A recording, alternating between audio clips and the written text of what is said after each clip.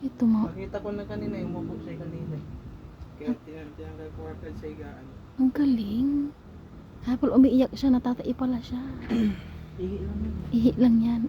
Alam, so ibig sabihin, hindi siya mahirap matuto. Alam na niya agad. Ang bilis lang yun, basta ganyan kalaki.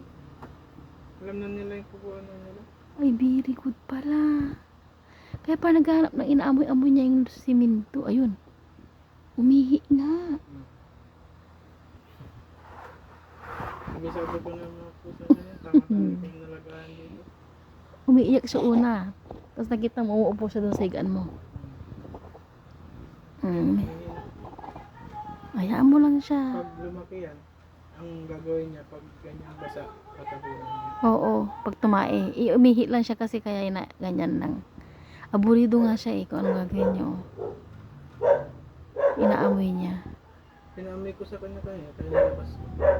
Diyan na siya iihi. Ano yun? Ihitae. Ihi. Tumitigas kasi yung naiihian niya. O, so mamaya, tatanggalin na ulit yan ni papa mo. Ganun lang, isusis ko. Tanggalin lang yung ano ay, nabasa.